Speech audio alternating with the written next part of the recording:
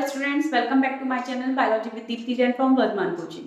तो आज यहाँ पे हम लोग बहुत इंपॉर्टेंट टॉपिक डिस्कस करते हैं, ट्रांसक्रिप्शन प्रोसेस। ट्रांसक्रिप्शन का मेन हमें यहाँ पे प्रोसेस पढ़ना है। इससे पहले जो मैंने ट्रांसक्रिप्शन की वीडियो डाली थी उसमें ट्रांसक्रिप्शन यूनिट और पॉलीसिस्टोनिक मोनोसिस्टोनिक एक्सप्लेन करा था कि सिस्टोन्स क्या होते हैं। प्रोकैरियोट्स में पॉलीसिस्टोनिक होता है और यूकैरियोट्स में मोनोसिस्टोनिक होता है। तो ट्रांसक्रिप्शन क्या है? Formation of RNA from the DNA. तो जो डीएनए की इंफॉर्मेशंस होती हैं वो आरएनए में जब चली जाती हैं तो आरएनए का फॉर्मेशन होता है और आरएनए की ही सीक्वेंसेस को रीड कर कर प्रोटीन फॉर्मेशन में पार्टिसिपेशन होता है। तो यहाँ पे जो बेसिक है कि ट्रांसक्रिप्शन प्रोसेस कैसे होता है।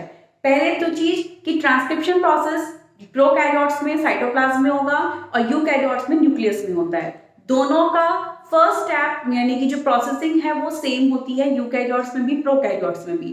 फर्क क्या आता है कि प्रोकैरियोट्स में पॉलीसिस्टोनिक होते हैं, तो जो इस प्रोसेस के थ्रू ट्रांसक्रिप्शन प्रोसेस के थ्रू आरएनए बनेगा वही उनके अंदर मैच्योर होता है, क्योंकि उनके अंदर सिर्फ कोडिंग रीजन्स आते हैं, उनके अंदर कोई भी नॉन कोडिंग रीजन नहीं आता। बट इन यूकैरियोट्स जो आरएनए बनेगा इस प्रोसेस के थ्रू जो आरएनए बनता है उस आरएनए के अंदर वो मैच्योर नहीं होता, वो बनता है उसका हेटेरोजीनस न्यूक्लियर आरएनए, जिसके अंदर की कोडिंग और नॉन कोडिंग सीक्वेंस दोनों होती हैं, यानी कि इंट्रॉन्स और एक्सॉन्स दोनों होते हैं। Intron is the non coding sequences and exon is the coding sequences. Both are present in eukaryote in heterogeneous nuclear RNA.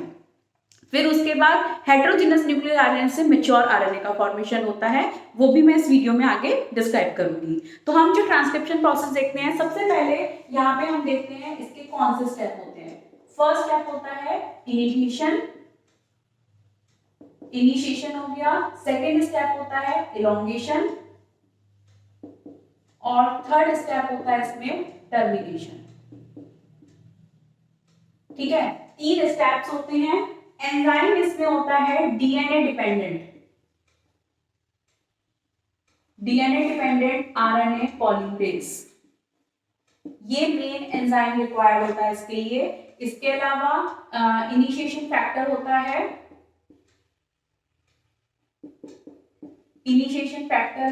वो है सिग्मा फैक्टर। ठीक है, ये इनिशिएट को रिकॉग्नाइज करेगा। और टर्मिनेटर फैक्टर होता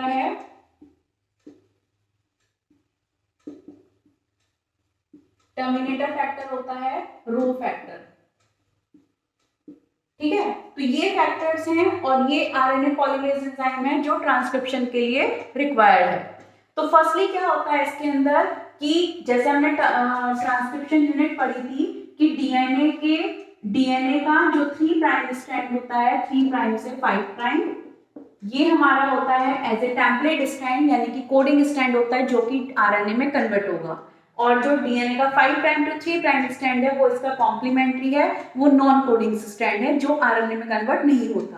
तो इसके टेम्पलेट स्ट्रैंड के 3 प्राइम पे होता है प्रमोटर रीजन और इसके 5 प्राइम पे होता है कौन सा? Terminator region.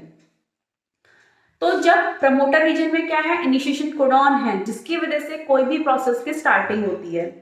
तो ये जो फैक्टर्स हैं ये सबसे पहले यहाँ पे सिग्मा फैक्टर इस चीज को रिकॉग्नाइज करता है। ठीक है, यहाँ पे सिग्मा फैक्टर ज्वाइंट होगा प्रमोटर साइड पर और जिससे कि इनिशिएशन प्रोसेस इनिशिएट होगा। फर्स्टली सिग्मा फैक्टर और आरएनए पॉलीमरेज एंजाइम। ठीक है, आरएनए पॉलीमरेज एंजाइम ये अटैच्ड होंगे, जिससे कि डीएनए स्ट्रैंड जो होगा वो क्या करेगा?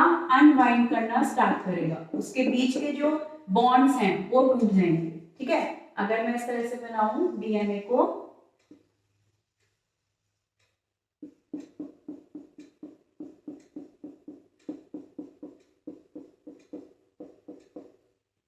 तो सपोज करिए जैसे यहाँ पर ये RNA factor sigma factor RNA polymerase जुड़ेंगे, तो इसके बाद से यहाँ पे ये बॉन्डिंग क्या होंगी? टूटनी स्टार्ट हो जाएंगी। ठीक है, दोनों स्ट्रैंड जो होंगे वो सेपरेट होने स्टार्ट हो जाते हैं, अनवाइंड होने स्टार्ट हो जाएंगे, हाइड्रोजन बॉन्ड टूटेंगे और वो अनवाइंड हो जाएंगे। तो जब ये अनवाइंड हो जाएंगे, जो 3 प्राइम से 5 प्राइम वाला है वो किसमें कन्वर्ट होना स्टार्ट होगा? आरएनए में। अब यहाँ स्टेप आता है, ये तो हुआ इनिशिएशन स्टेप। अब सेकेंड स्टेप यहाँ पे जो है इलोंगेशन है।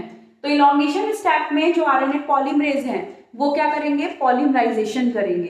तो पॉलीमराइजेशन के लिए क्या होता है यहाँ पे, राइबोन्यूक्लियोटाइड्स,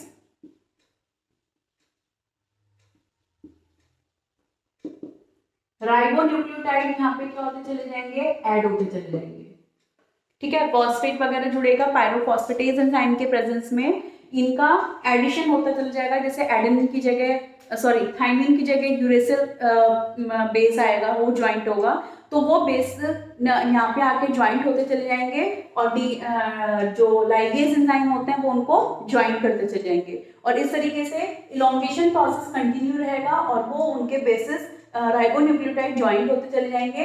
जैसे ही यहाँ पे टर्मिनेटर साइट आएगी, ठीक है, ये अनवाइंड होते होते इलोंगेशन होता जा रहा है और जैसे ही टर्मिनेटर साइट आई तो टर्मिनेटर साइट पे कौन ज्वाइंट होगा, रो फैक्टर। ठीक है, रो फैक्टर के आकर रो फैक्टर के जैसे ज्वाइंट हुआ, यहाँ पे टर्मिनेशन कोडॉन मिला, वैसे ही प्रोसेस यहाँ पे टर्मिनेट हो जाएगा और टर्मिनेट होने के बाद यहाँ पे क्या बन जाएगा, आरएनए। ठीक है, ये तो हुआ कौन सा, ये तो प्रोकैरियोट्स में आप बोल सकते हो इसको।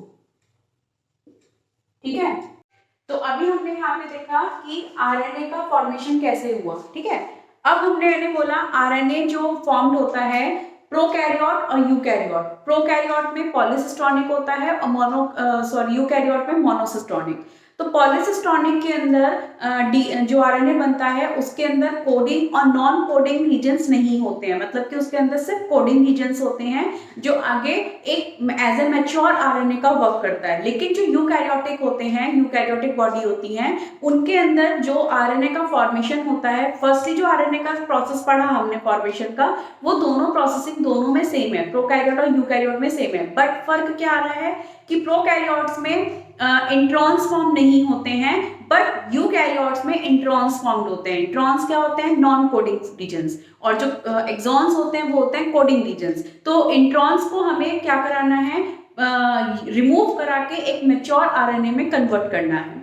तो ये प्रोसेस जो है वो हमारा पोस्ट ट्रांसक्रिप्शन चेंजेस हम बोल सकते हैं उनको, कि ट्रांसक्रिप्शन के बाद आरएनए के अंदर क्या चेंजेस होते हैं। ये सिर्फ किसमें हम पढ़ रहे हैं, यूकैरियोट्स में। ये चीज किसमें मिलती है सिर्फ देखने को, यूकैरियोट्स में। तो फर्स्टली जो इसमें तीन प्रोसेस होते हैं। एक तो होता है कैपिंग, फर्स्ट प्रोसेस है कैपिंग, सेकेंड प्रोसेस है स्प्लाइसिंग और थर्ड प्रोसेस है इसमें टेलिंग। ठीक है, तो अब जैसे कि यहाँ पे मैंने ये डीएनए का स्ट्रक्चर बनाया है जिससे कि एक क्या बन रहा है, आरएनए बना। तो आरएनए के अंदर यहाँ पे इंट्रॉन्स और एक्सॉन्स दोनों दिखाए हुए हैं। जो ये लाइनिंग वाला पोर्शन है ये इंट्रॉन है और ये जो प्लेन आ रहा है ये क्या है, एक्सॉन है। ठीक है, इसको मैं इस तरह से डायग्राम से शो कर सकती हूँ। जैसे कि ये पोर्शन हमने ले लिया,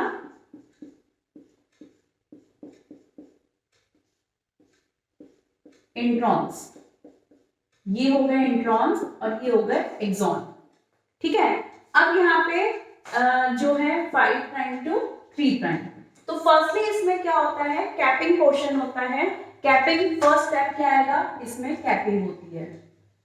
अब हमें इस प्रोसेस के अंदर इन इंट्रॉन्स को रिमूव कराना है। ये जो इंट्रॉन्स हैं ये नॉन कोडिंग रीजन्स हैं और जो ये एक्सॉन है ये है कोडिंग रीजन्स। तो ये इसके अंदर हमारे कोई भी इंफॉर्मेशन नहीं है, इनको हमें क्या कराना है, रिमूव कराना है। तो फर्स्टली इस आरएनए से हमको मैच्योर आरएनए में कन्वर्ट करने के लिए फर्स्ट स्टेप आता है इसमें कैपिंग। तो कैपिंग जो होती है किसकी होती है, मिथाइल ग्वानिन फॉस्फेट की, जो किससे ज्वाइंट होती चली जाएगी, हमारे क्या नाम है 5 प्राइम पोर्शन पे, 5 प्राइम रीजन्स पे कैपिंग होती चली जाती है। तो यहाँ पे क्या होगा, मैं ये एक्सॉन लिख देती हूँ यहाँ पर। ठीक है, तो यहाँ पे 5 प्राइम पोर्शन पर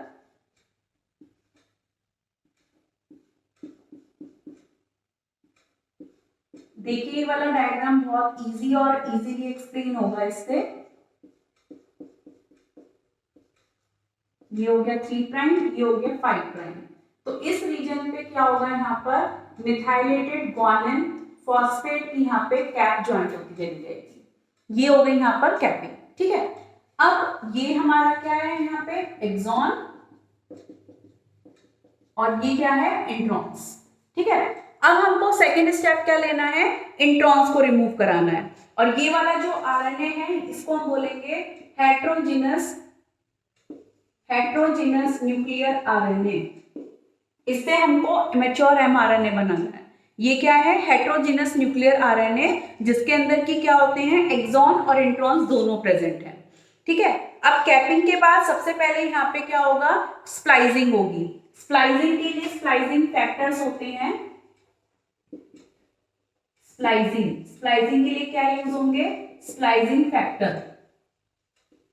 ठीक है, स्प्लाइसिंग फैक्टर में क्या होगा, स्प्लाइसिंग फैक्टर इसके अंदर एक फोर्स लगाते हैं,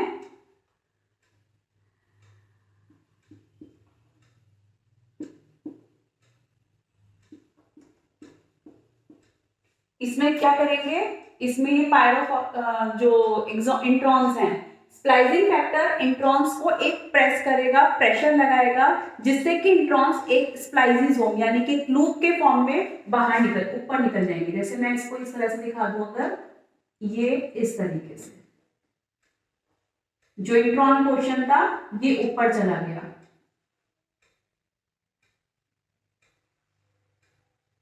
इस तरह से। ठीक है, ये क्या कहलाएंगे, स्प्लाइसिसोम। ठीक है, ये लूप फॉर्म में ऊपर निकल गए, इन पे प्रेशर लगाया गया, जिससे कि यहाँ से प्रेशर हुआ और ऊपर के फॉर्म में लूप फॉर्म में आ गए, और ये यहाँ से फिर धीरे धीरे क्या हो जाएंगे, डिटैच हो जाएंगे, जिससे कि सिर्फ यहाँ पे क्या बचेगा, एक्सॉन। ठीक है, अब इसके बाद स्प्लाइसिंग हो गई। स्प्लाइसिंग के बाद थर्ड जो स्टेप आता है वो होता है टेलिंग। यहाँ पे अब सिर्फ क्या रीजन बचा, स्ट्रक्चरल जीन्स बचे, यहाँ सिर्फ एक्सॉन्स यानी कि कोडिंग सीक्वेंस बची। तो यहाँ पे क्या है,